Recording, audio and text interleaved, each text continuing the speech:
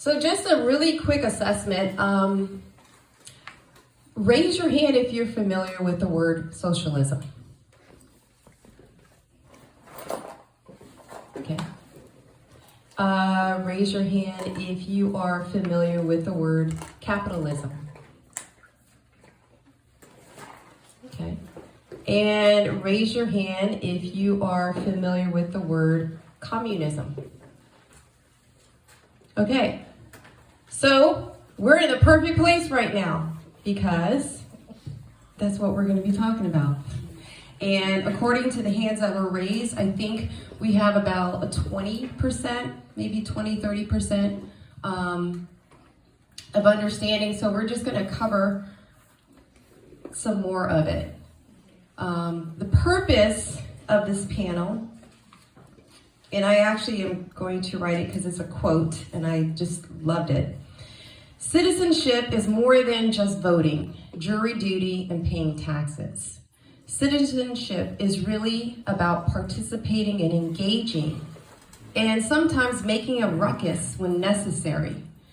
It's all of our responsibility to make sure that what our country becomes is not just for ourselves, but also for our children and our grandchildren. It's necessary, and it requires us to make this work. Out of all the countries, God has us here at this time in this country for his purpose. And with that, our lives must be intentional with what he has given us and what he's called us to do here and now. So what this is what's happening in our country today. And I'd like to go ahead and introduce our panel members. So if you guys want to introduce yourself real quick, even though I know everybody knows it.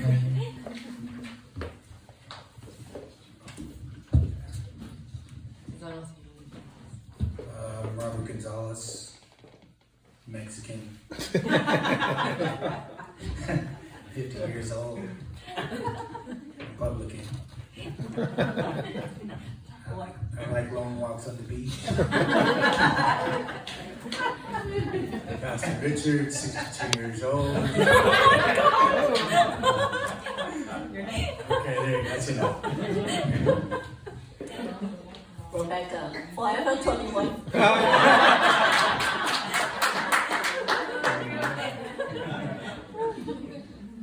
Okay, so we're gonna, I'm Nanette, and yeah.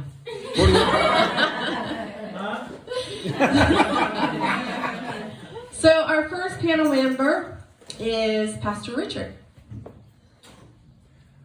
Okay, so my segment is on capitalism, and it was a learning experience for me. I learned some things.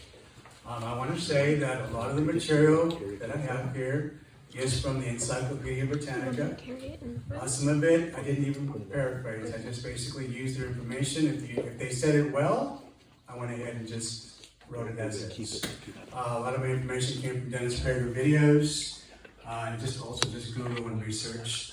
So it's been a long time since I've done this. I'm more of a better writer with narrative. In other words, if I've experienced something, I could write it to you when it's objective and have a hard time. So this is a hard lesson.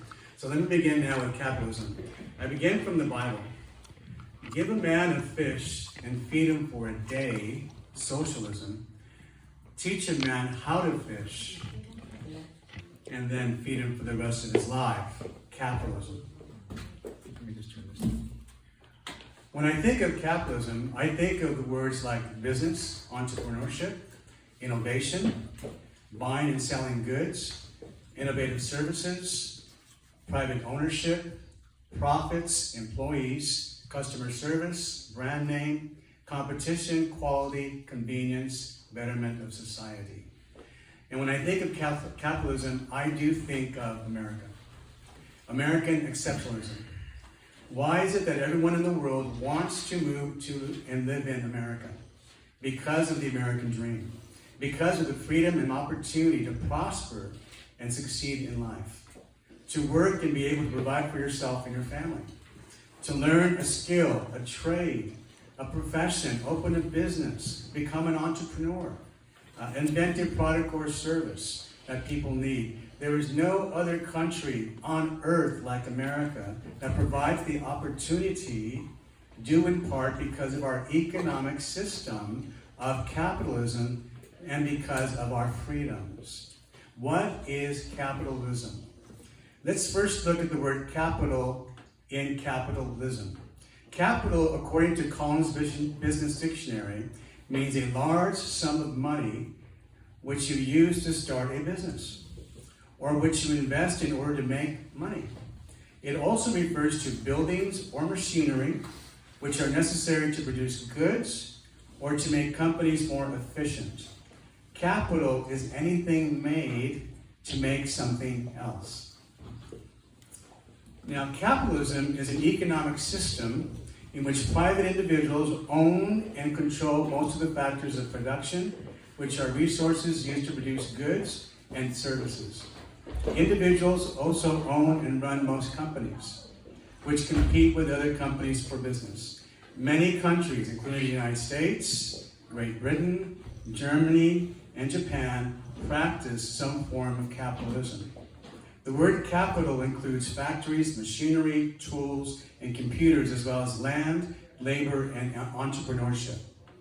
Land includes both the land itself and any resources that come from it, such as oil, natural gas, iron, and timber. Labor is the human effort that is needed for production. Entrepreneurship is the act of combining the other factors of production, land, labor, and capital to produce goods and services. People who invest money in a company in exchange for potential profits in the future are known as capitalists. Capitalism is also known as a free market economy. It includes whole geographical areas in which sellers compete with each other for customers. Buyers, sellers, money, land, machinery, labor, and channels of distribution all work together to form such a market. A capitalist market is called free because people are comparatively free to decide how to use their wealth and skills. Companies decide which goods and services to provide, as well as how much to charge for those goods and services and where to sell them. Consumers decide what to buy and how much to spend. Companies make their economic decisions based on market forces of supply and demand. They aim to supply things that consumers want at a price they're willing to spend. Companies do this to make money, a profit for their owners. Okay, I'm going to talk to you now about the characteristics of capitalism. And within those characteristics, there's 8 of them, which is private property, innovation, division of labor, price, profit, goods and services, and consumers and value. I'm going to cite 3 of those topics and talk to you about and give you an argument for capitalism. And then later on, I'll give you the arguments against capitalism. Starting with the first characteristic, which is private property. Okay, private property rights are essential to capitalism. Okay,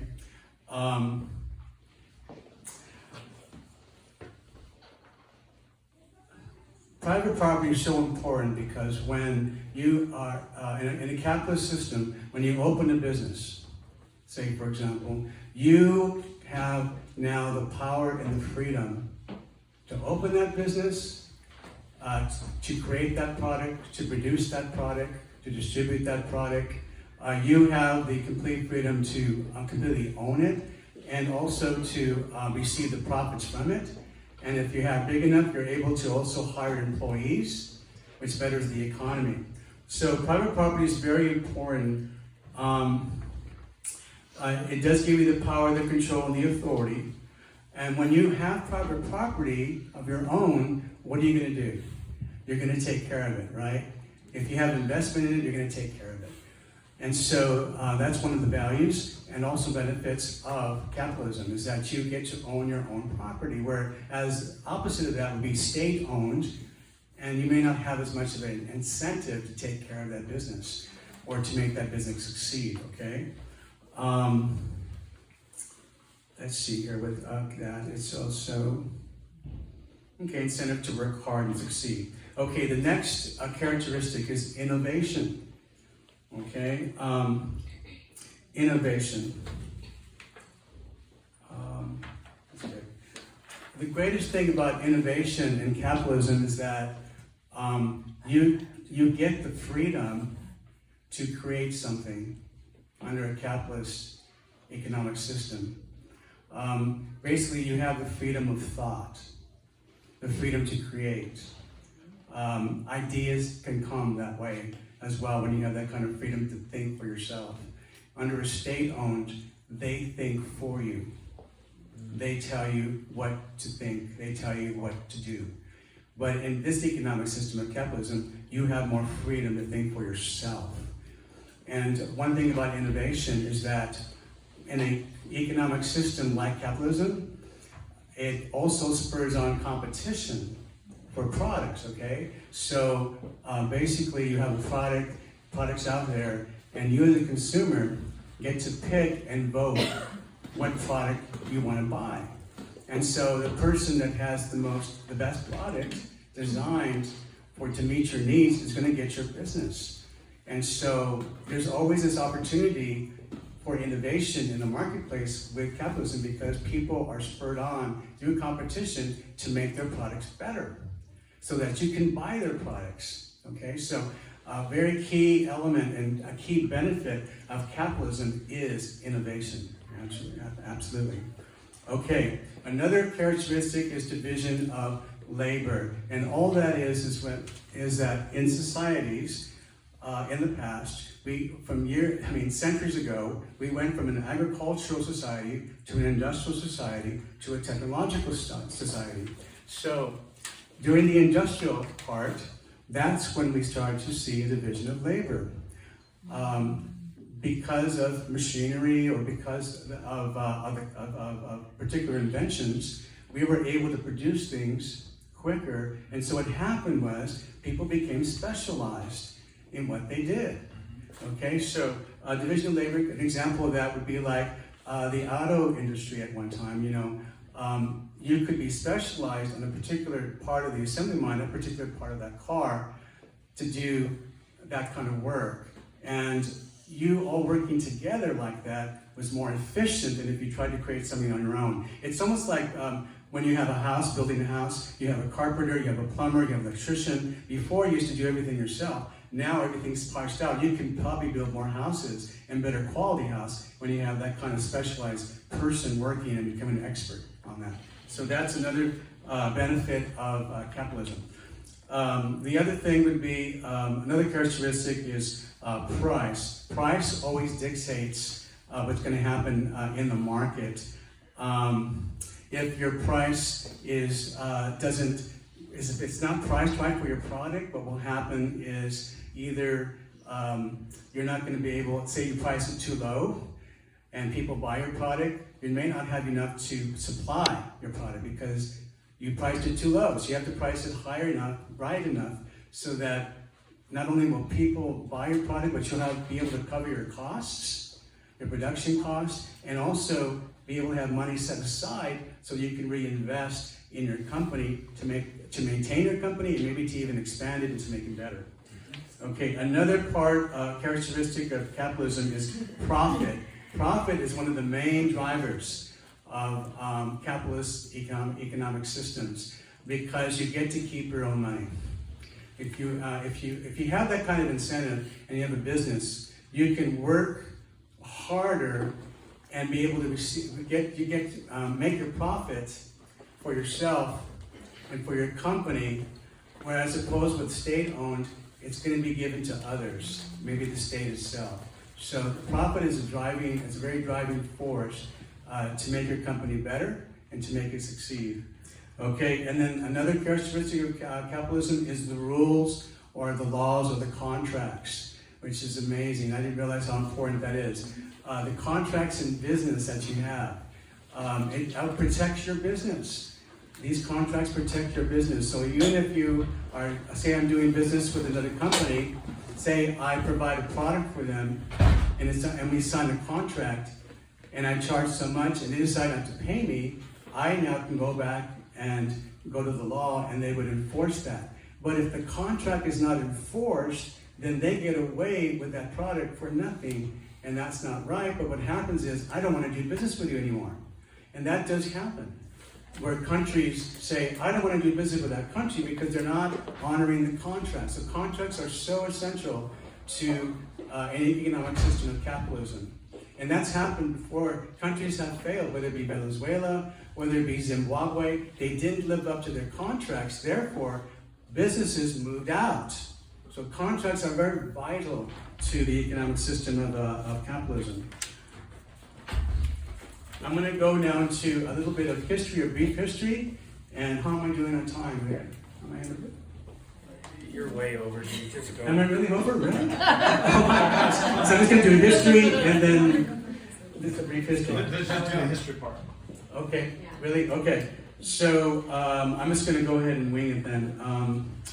I'll just wing it. Basically, when you talk about history and you look at capitalism, ever since the time of ancient Rome, even they had capitalism. They traded goods. Anytime you trade goods, every time you do business, even in Rome, they had private businesses, okay? So people were able to make money, have to be able to take care of themselves. And what happened is we went from that position into what was called feudalism during the Middle Ages, where families owned the land, they owned everything, and then you had all your workers, and they may have been specialized, but they never were able to own. Their particular jobs were passed from generation to generation to generation. And so that lasted for a long time. So you were never able to break in. And then after that came mercantilism. Okay, mercantilism is where countries started to build their economies and start to trade. It was all about trade. And so if you traded more of your goods than you received, you were doing better than that rival country. So that was called mercantilism. And then after that came the industrial age. And the greatest invention that really spurred the industrial age was the cotton gin and the steam engine. That really changed everything. And so during this time, industrial age, you were building, major things that were happening. And so what happened is the owners of companies made huge fortunes, but unfortunately the workers were not treated very well during this time, and they were never able to go up. So what happened during this time as well, near the end, you had labor movements that came in to protect, and unions to protect the workers, to make sure companies treated them right. And after industrialism, you had what was, I guess we can say, was more the modern era. And what happened was we had that Great Depression in 1930. Okay, and after that, that's when government started to get more involved in businesses. Get involved. Yeah, in other words, not having the freedom as we had before, because of what happened to so many people. And then I guess it was during the 50s, 60s, 70s, and 80s when America, for example, experienced the golden age of the middle class. Everything came together. We were more sovereign that time. We were not doing as much international business. You had very wealthy people, but they had more values and morals to reinvest, to be philanthropists like John Rockefeller. Even though he was very rich, it was like God's assignment. He was to pour back into America and make sure America was doing well with oil or whatever he was investing in.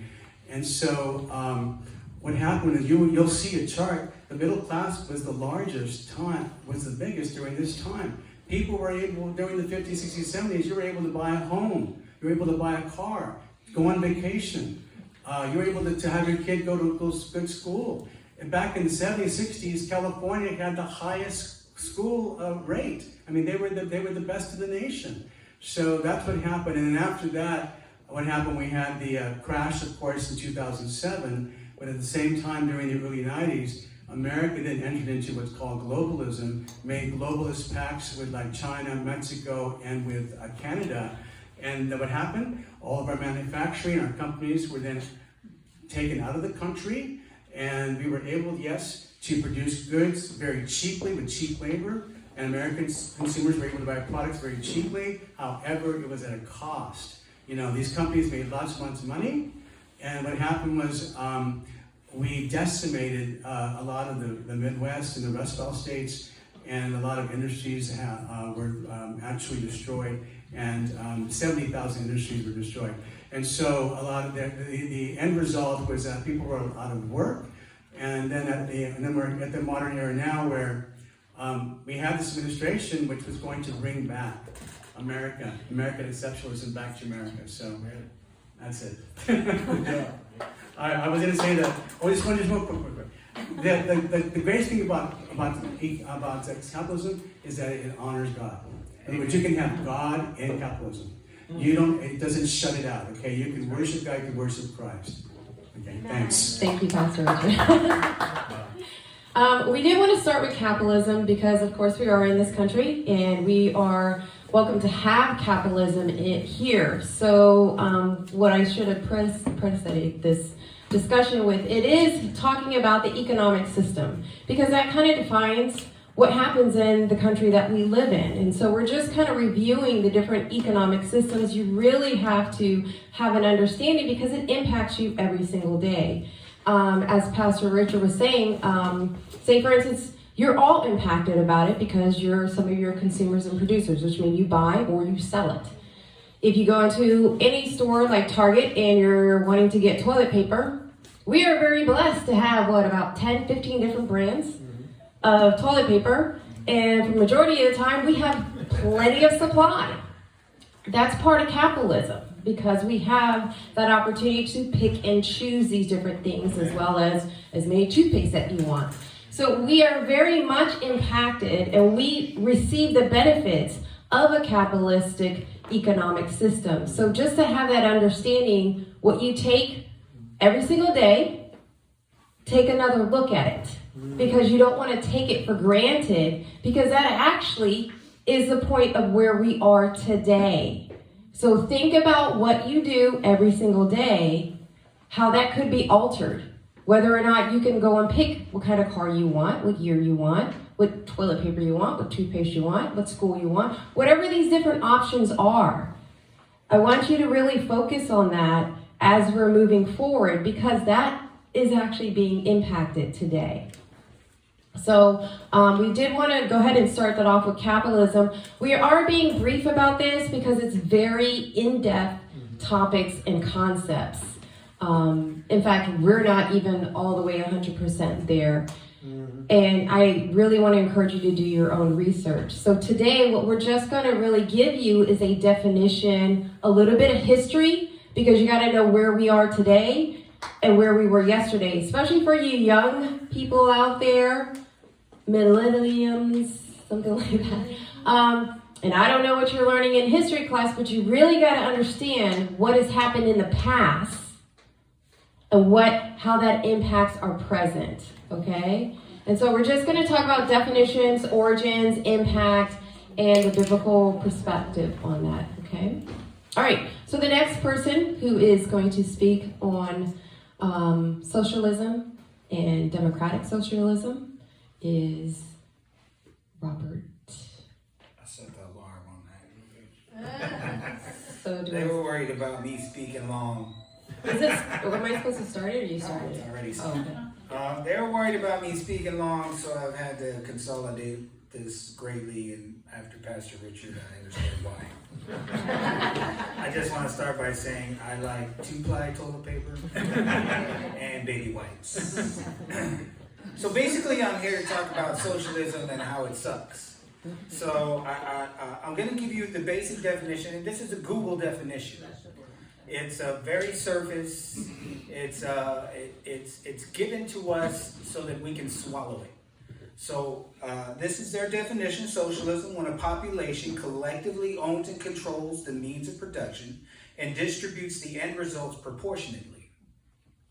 The other part about that is the distribution is usually controlled and delegated by the government or the state. They're the ones who control who gets what and how. So, and that distribution is usually given in means of welfare programs. So through, a lot of the argument now is free health care, free education, housing, and that sort of thing, which is what the Socialist Democrats' big thing is now. So the overall theme of that is that what they want to do is find these groups that are disgruntled. They're searching for groups to just jump on board with that. The whole focus is to get rid of social classes so that everyone is playing on an even playing field. So as far as Bernie Sanders and AOC, the picture of socialism that they're trying to give is the picture of Denmark. You'll hear Bernie Sanders talk about the Denmark footprint, which is that they're a socialist country who provides free education, free health care.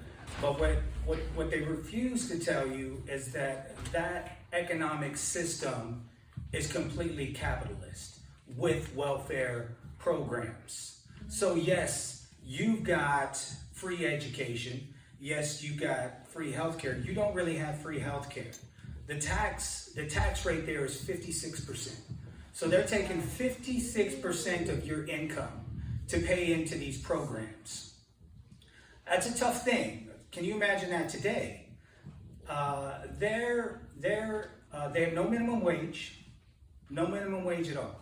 So, but what's great about Denmark, and I think it's a good picture for Denmark, what we look at is they're one of the greatest countries for protecting, and Richard was talking about this, was your property.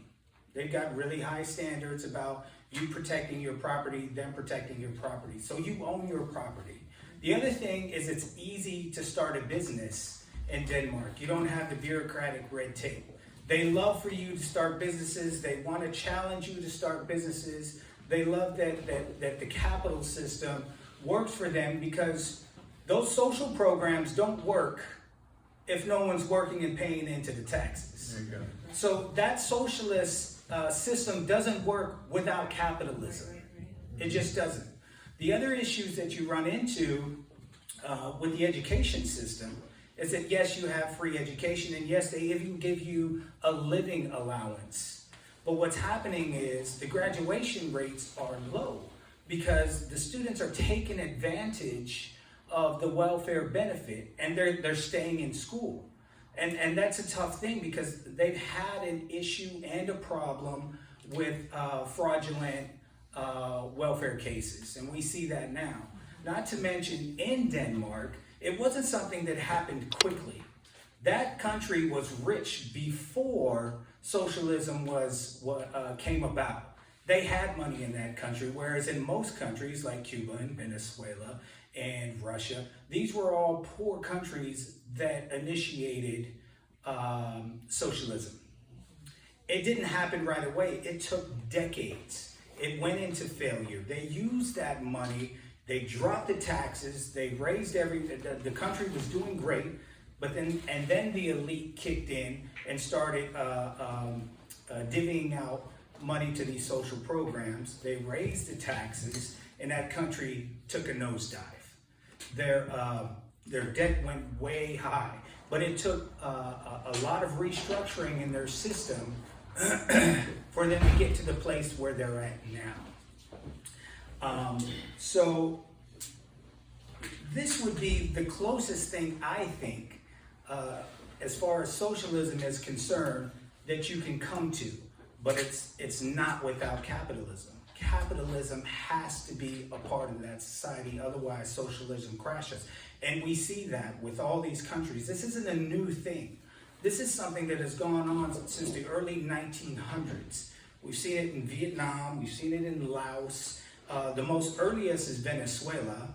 Cuba is 60 years into it. Have you seen pictures of Cuba? It looks just like it did in the 1950s. It looks just like it did in the 1950s because there has been no advancement whatsoever.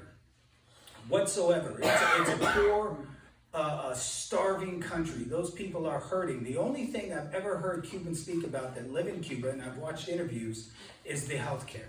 That they didn't have to walk somebody 20 miles to a hospital, that they have medical means closer now. That's it. Otherwise, that is a struggling situation there. And we still see that there today. And as far as Denmark is concerned, they earn 15% less than we do as Americans. And we earn 27%. We have a 27% higher income disposal rate, meaning that we have more money to play with, 27% more than they do. The only people I've heard in Denmark say anything good about their social system is the young people. The young people who haven't had to work, who just go to school, they haven't had to earn a living, they're not really part of the capitalist system. They just drain the system. They love it. They love that they have health care. They haven't had to go out into the job market yet. They don't understand it. So, and then the other examples, of course, Cuba, we still see that. So if I had to summarize socialism, this is what I would say. Socialism is a step before implementing communism. Socialism is an agenda that prepares the population for the next step, which is communism. Socialism tactics is to appeal to the general population, first unionizing and gathering support from various disgruntled social groups, such as race, the LGBTQ, low income, immigrants, even prisoners, and now we're seeing pedophiles who are having a stand in this nation, who actually have words to speak to defend themselves today. It's incredible. The Democrats play the voice. They're the ones that agree with you and want to fight for you. They're the ones that are standing up and saying, listen, no one's going to listen to you, but I'm going to listen to you, and you can come aboard with us, and we're going to go ahead, hold your hand, and we're going to march you through this. Right? What happens then is these groups develop. They start their own groups, their own social groups to help fight against this. And these are directed by the government officials. It's all underground. We don't see it happening. But we know that government officials are actually laying the path for these groups, such as BLM, Antifa, DSA, HRC, SPA, the social media, the mainstream media.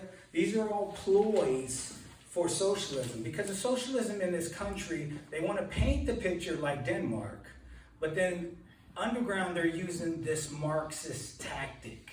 They're using this tactic to get everyone on board to make it look pretty, but there's an underlying agenda that they're not speaking about. But we see it, we know what's happening, right?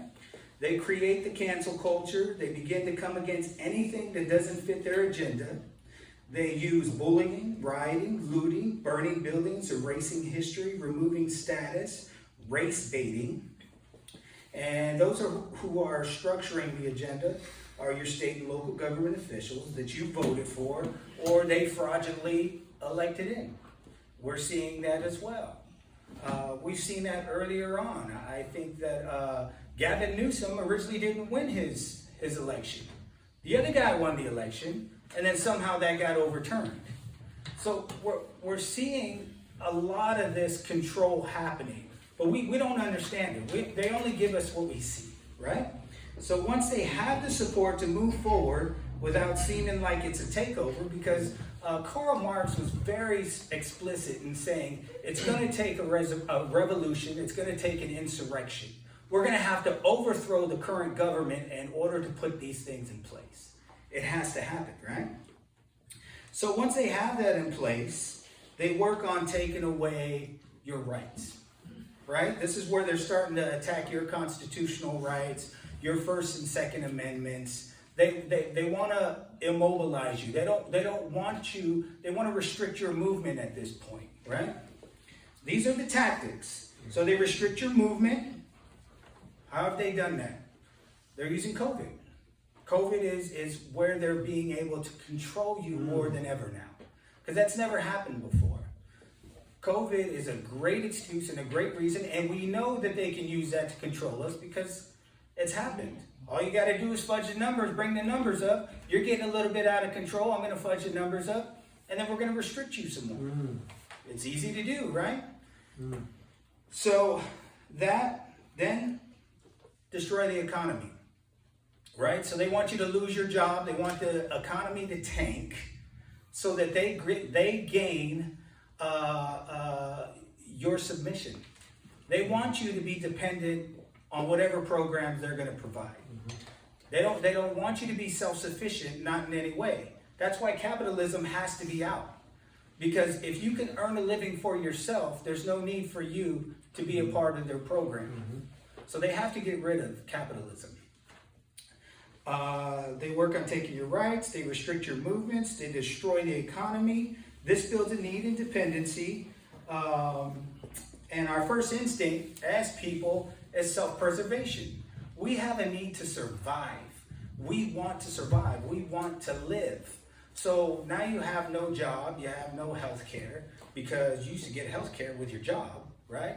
The economy's tanked, so now you're thinking to yourself, I've got no way to earn a living, I've got a family. But the left is providing these welfare programs. So what are they offering? And I've heard this.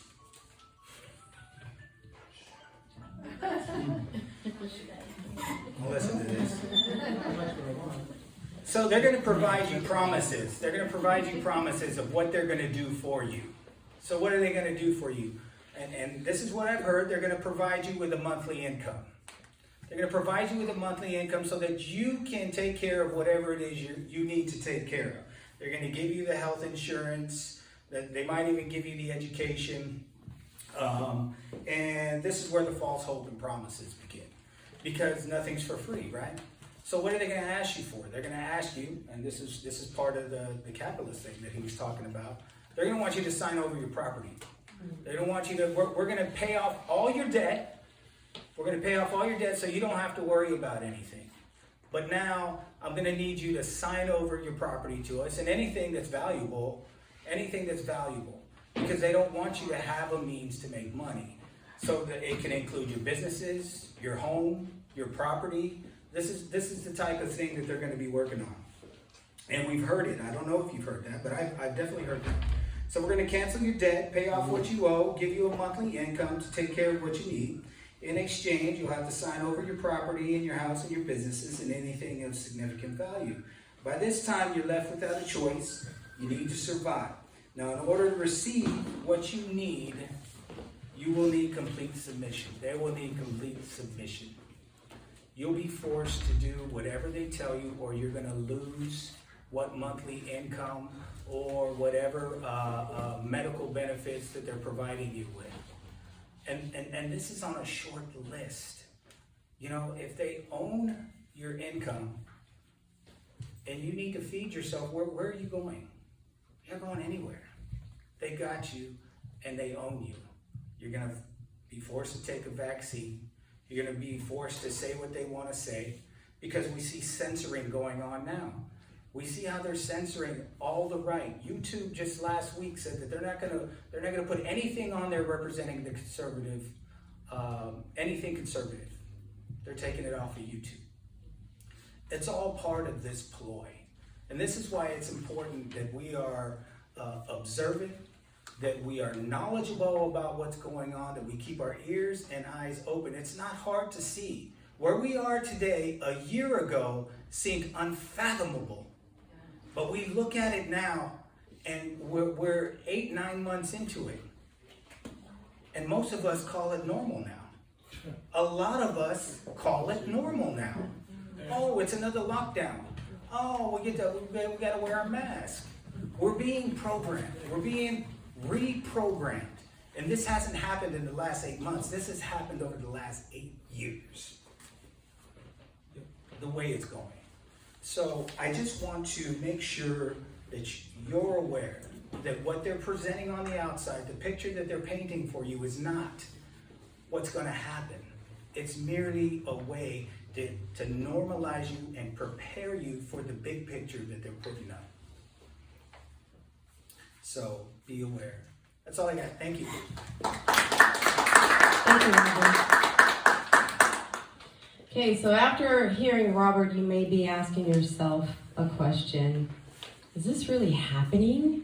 I cannot believe it because, you read in history these monumental moments in histories and you learn it in class and you see all the effects of it, and then to find yourself in the midst of it, it's almost like this can't actually be happening. Is it really happening? So just before you come in the subway of what I'm going to be talking about, just some current events. How many people know who AOC is? What's her full name again? Alexandria Ocasio-Cortez. Thank you. She is a representative in New York. Does anybody raise your hand if you know about an incident, not an incident, but I call it an incident, that she had with Amazon in New York? Anybody know? Okay, so very briefly, Amazon, because I kind of want to put this, because this is real stuff that's happening today. Amazon wanted to have 2 headquarters in New York. They wanted to create jobs for New York, and so they wanted to open up 2 headquarters in New York. What came with that is a $3 million tax break to set up their headquarters. Well, AOC apparently, let me back up. By the way, majority registered voters, the mayor and governor, all approved of Amazon building their headquarters in New York. So AOC received some calls from DSA and another organization, I think is HQ2 or something like that, who were basically telling her, this is not a good idea. Why are we giving them a tax break? We don't want them here in New York. So this whole big thing happened that Amazon eventually pulled out of New York. And if you really look at the numbers, it's a $3 million tax break that would have brought tons of jobs to New York. And it would also create $27 million in tax revenue for the state of New York. Majority of voters, including the governor and the mayor, wanted to have these headquarters. But special interest groups, the DSA and the HQ are specifically democratic socialist groups. And because of these special groups, that whole headquarters was pulled out. I'm going to give you another real scenario that's been happening throughout our government history. Does anybody know what lobbyists are? Okay, lobbyists are your big corporations like oil companies, farmers, and by the way, Google is one. They order lobbyists. What lobbyists do is they go to the government, political people, and they bargain with them for maybe extra money, maybe they can get first in the line, but they try to work out a system where they will be able to do something ahead of everybody else. Google is one where they received money, subsidies from the government, your tax-paying money that went into Google. I don't know if you know that. So the only reason I'm saying this is because we're looking at capitalism, we're looking at socialism, but you gotta also really pay attention to what's happening in our country right now on all these different levels, because if you look at AOC and you look at what they did with Amazon, that is not called democratic socialism. That's close to coming into communism. Yep. And so what I'm going to be talking to you about very briefly is communism.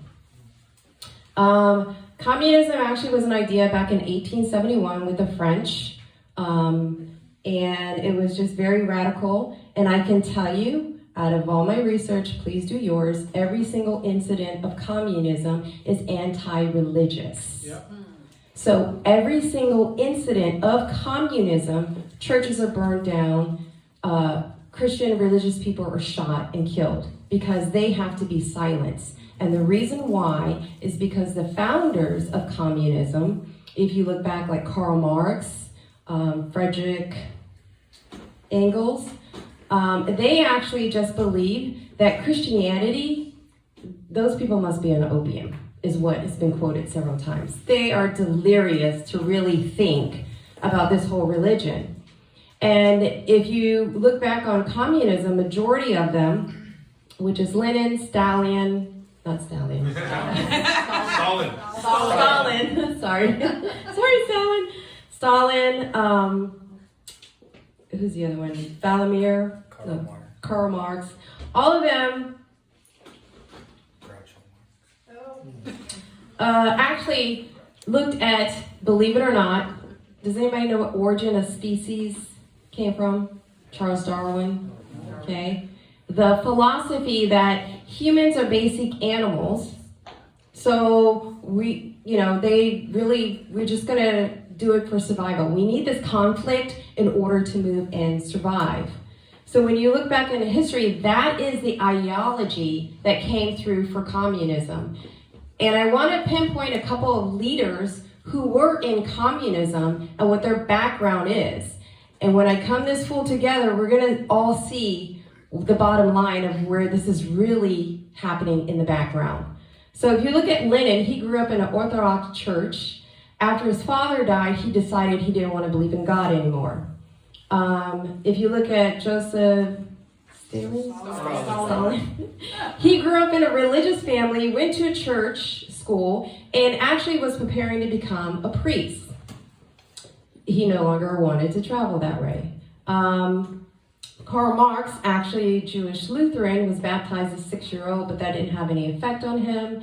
Friedrich Engels grew up as a devout Christian. His family was part of the Calvinistic part of Christianity. So, and they're not there anymore. So if you're getting where I was getting, all this background of Christianity, which was flipped on the other side of that, which is the side of Christianity. Atheism. Yeah, atheism belongs to who? Satan. Satan.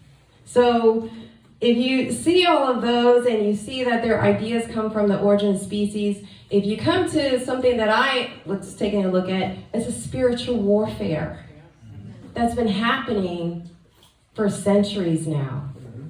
Amen. And so that's why we cannot stand by. Amen. You cannot participate. Come on. Because we know that this battle isn't flesh. And if you do look at the things that the Lord gives you discernment for, you start to understand this is a battle and you cannot stand on the background and not want to be in the battle of what's going on right now. Because we're not fighting flesh here. This is a spiritual battle. And if you look at today's communist countries like Cuba, Laos, North Korea, China. My mom was born in North Korea, but she moved to South Korea. Just clarify that. Vietnam, Venezuela. If you look at all those things that are happening in that country, I'm going to tell you, go to a website called heritage.org. If you go to heritage.org, you will find these graphs that tells you what percentage of freedom, capitalistic type of economic system they have, and where their status is in regards to government integrity, in regards to open markets, rule of law, government size. There's a website there, and where I wanted to just to quickly compare, United States is from a percentage of to 0 to 100. Free market is 76% for United States. They rank 3rd in the region, 17 in the world as being mostly free. China, which is completely communist, we know is mostly unfree, and they rate like 59%. But what I wanted to talk about, if you go to the back on that website, you'll find out where it says government size. I don't know if you can see. This is United States. Okay?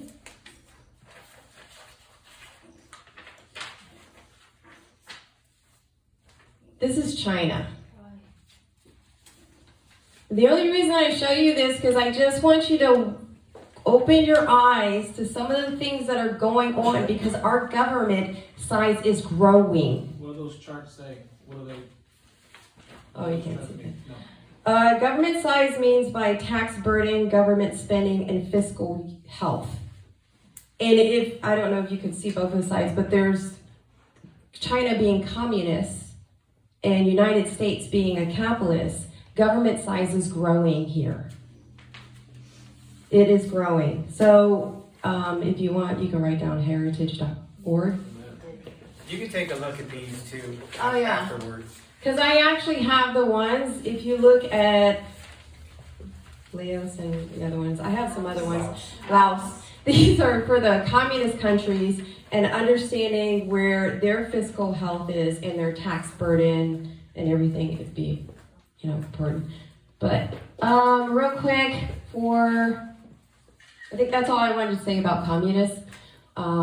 Just basically know the history of it and that what Robert was mentioning about democratic socialism, it is in our country, these things would be great if we had a government that was really the people. But you have to understand, when we talk about COVID and we talk about our election, we need to understand, does our government have the integrity for the people? That's why I gave you the scenario of the lava list that's been happening for centuries. You look at AOC, look at your political platform right now. Do you really trust them to do what you can do for your own self? And that's going to be the question. And that's the balanced line of what we're looking at. And even though, a lot of people talk about socialism, it's just a snap of a finger that can fall into communism. So please just be intentional on those things. So the last point we want to talk about is more of the biblical perspective when we look at our economic systems. Okay. I'm going to talk about the biblical perspective on socialism and communism. At first, I thought there are no scriptures to support communism and socialism, but I was wrong. So I find two scriptures, Acts 2:44 to 45. All the believers were together and had everything in common. They sold property and possessions to give to anyone who had need. And then Acts 4:32 to 35. All the believers were one in heart and mind. No one claimed that any of their possessions was their own, but they shared everything they had. With great power, the apostles continued to testify to the resurrection of the Lord Jesus. And God's grace was so powerfully at work in them all that there were no needy persons among them. And from time to time, those who owned land or houses sold them, brought the money from the sales and put it at the apostles' feet. And it was distributed to anyone who had need.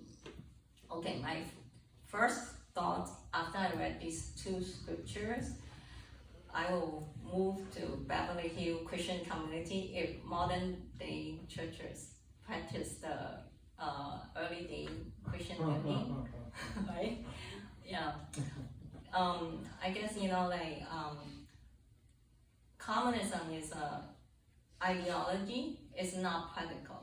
It's not easy to do it. If it's easy to do it, then Ananias and his wife would not have lied to the Holy Spirit and have kept for themselves some of the money they received for the land.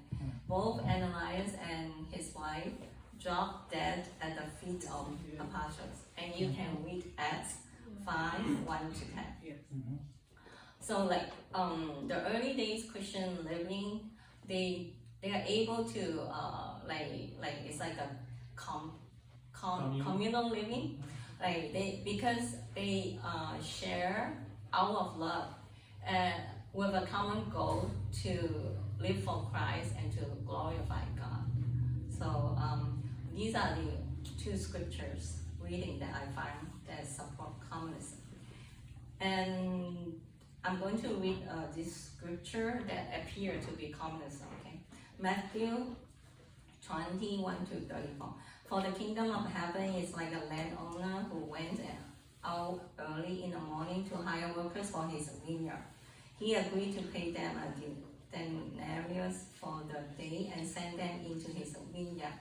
And now, about 9 in the morning, he went out and saw others standing in the marketplace doing nothing. He told them, "You also go and work in my vineyard, and I will pay you whatever is right." So they went. He went out again about noon and about 3 in the afternoon and did the same thing. About 5 in the afternoon, he went out and found still others standing around.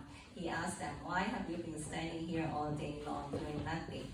"Because no one has hired us," they answered. He said to them, "You also go and work in my vineyard."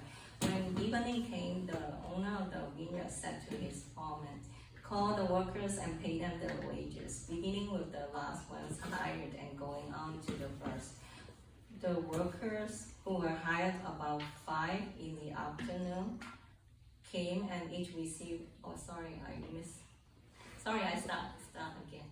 He said to them, "You also go and work in my vineyard." When evening came, the owner of the vineyard said to his foreman, "Call the workers and pay them their wages, beginning with the last ones hired and going on to the first."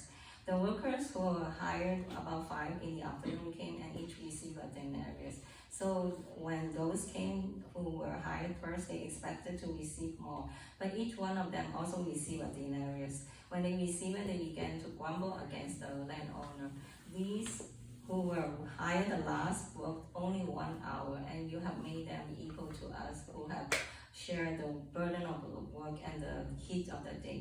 But the owner answered one of them, "I'm not being unfair to you, friend. Didn't you agree to work for denarius? Take your pay and go. I want to give the one who was hired last the same as I gave you. Don't I have the right to do what I want with my own money? Or are you envious because I'm generous?"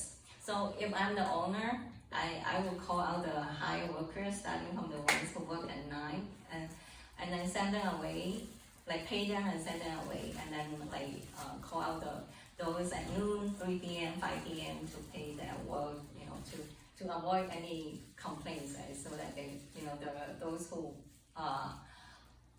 hire first will not know the owner pay the same pay. But this story, Jesus told this story to show the mercy of the owner to the workers who have no one to hire them.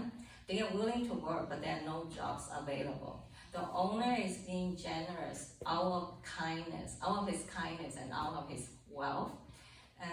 But the socialist governments are using taxpayers' money to be kind, to be generous, not out of their pockets, not out of Governor Newsom's pocket. Okay, so it appears that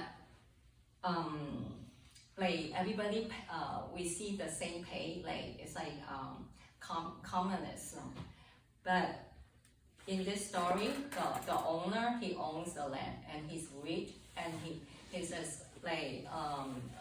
showing mercy and kindness, because they know they want to work, but there's no jobs available. So that's how good. I interpret this scripture.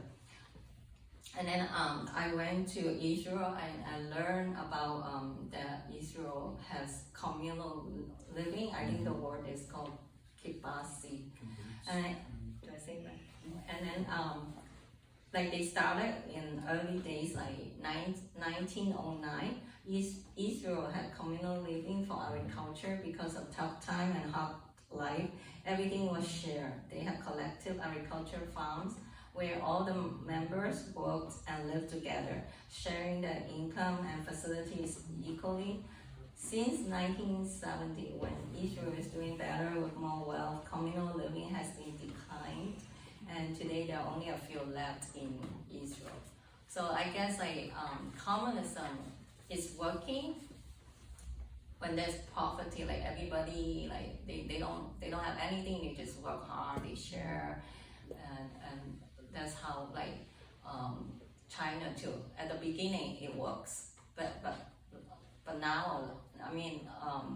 at the beginning it works, but because of human nature, later on it doesn't work. Yeah.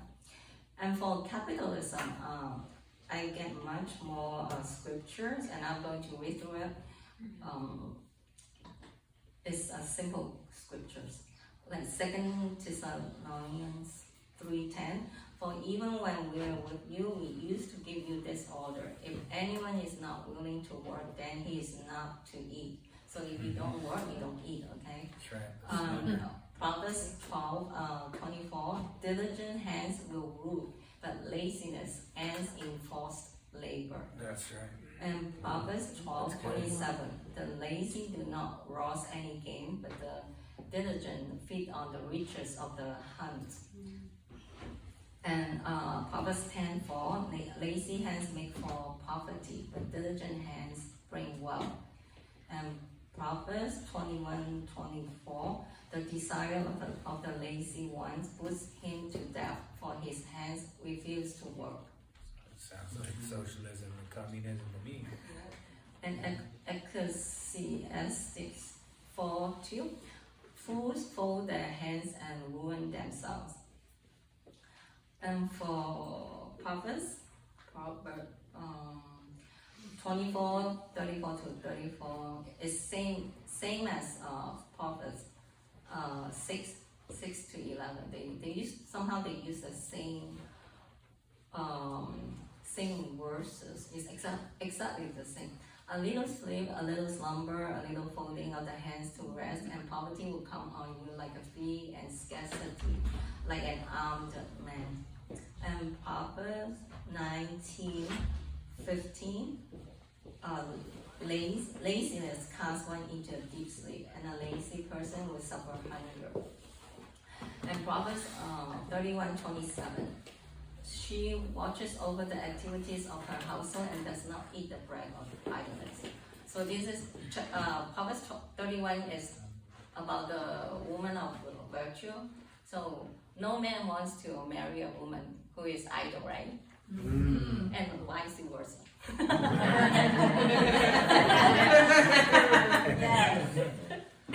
Okay, it's just the Bible verses from the Proverbs 31. So the last scripture reading I'm going to read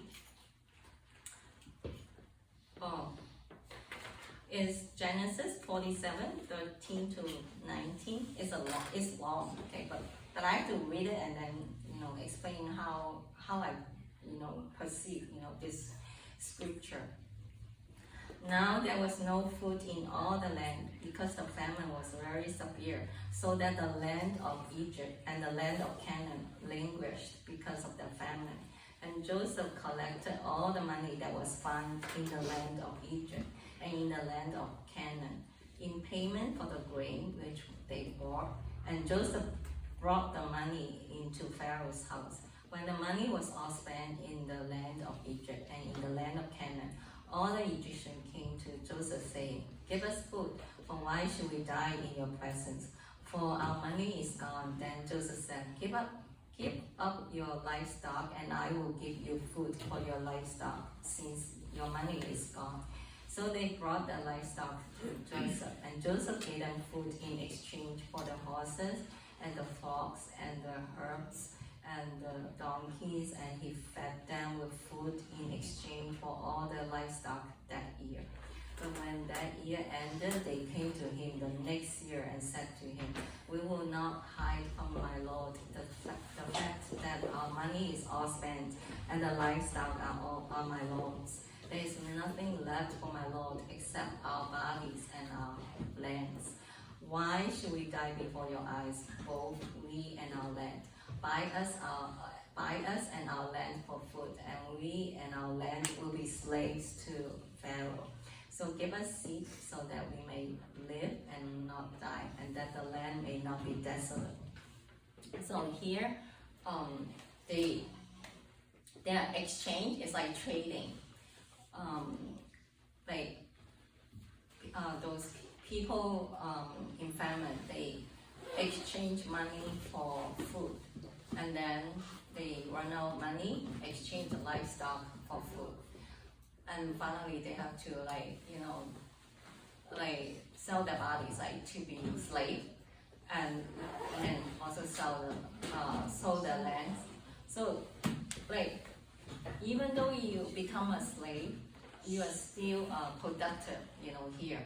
Like, you get the seeds and plant the land, and then it said, like, the land is not desolate. So if you are not productive, I was reading this scripture because I work for the welfare department. I immediately think, oh, how come, Joseph being a child of God, not showing kindness and compassion, to people when they come to the end, like to that end, like they have nothing. They should just, Joseph should just give free food to them, to help them survive, But then Joseph still asked them to exchange, like they exchange the body, to work as a slave, and then they get they buy the seeds from Joseph, and they are able to plant the land, and the land is productive, it's not desolate. So because I work for welfare department, I see like everything is free. You can name it, like food stamp, cash aid, housing, transportation, health care, like medical. You can name it, everything, housing, like everything, like. So, like people are not motivated to work. They like to receive welfare.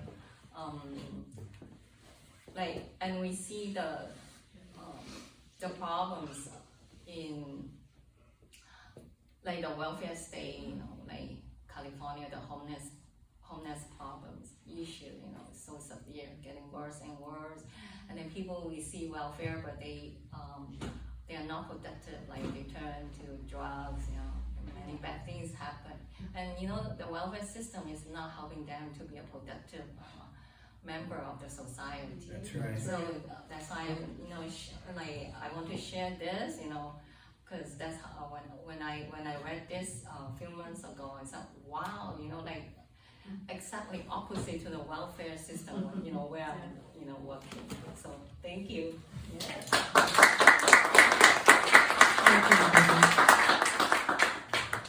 Well, I hope this was definitely informative, and just for what Rebecca said about the last scripture, it seems like it's modern day slavery of what it falls into when you're making that trade. It's like, I'll give everything and I'm now dependent upon you, so everything that I sweat for is basically going to be something with you.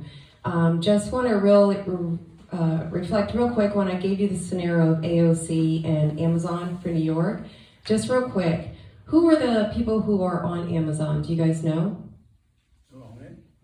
So, the people, the customer, like if you buy something, we are, correct? So that's our capitalistic economic society. You, myself, can go make a product and sell it on Amazon.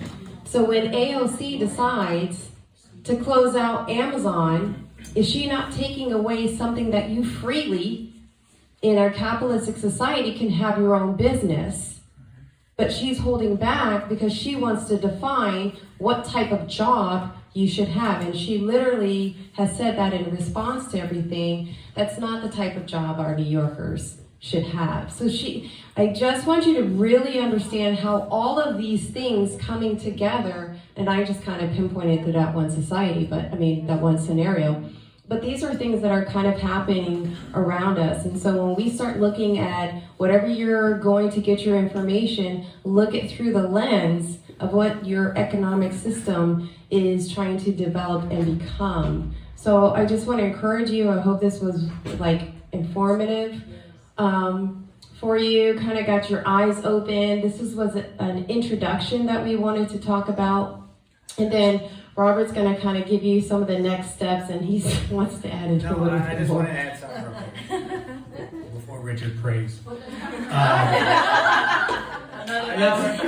Let's understand something. None of this takes a foothold without support from the population. Hence the reason why it's so very important for the left to get support. And that's why they're pandering to these disgruntled groups. And that's why you're looking at this race baiting. It's so important to reach those people of color to get on board with them. That's why BLM is so big now. These groups need politician backing because no one can introduce the legislation and pass the legislation they need to move forward for their agenda unless they're tied to a political party. It's incredibly important that these groups are tied politically to someone. BLM is no more than a glorified Al Sharpton in numbers. They show up when something happens, but they're doing nothing for the black community whatsoever. Right. Yep. Antifa is exactly the same way. They show up where they can make noise, where they can be a part of it, but they're doing nothing. Yep. None of these groups are doing anything.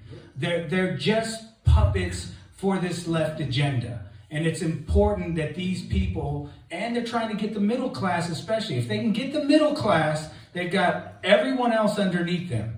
They need numbers in an effort to move this agenda forward. So that's why we have to be careful with what we're doing, who we're following, what it is that we're supporting, because this is what they need in an effort to move forward. So I just wanted to pass that along to you.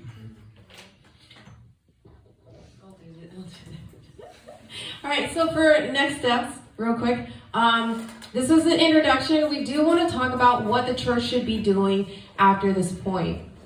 Once you become knowledgeable of this, like I said, you have to participate in the things that are happening. So our next discussion, we kind of want to do it together and just have a communication about what we should do in the church. What are our next steps?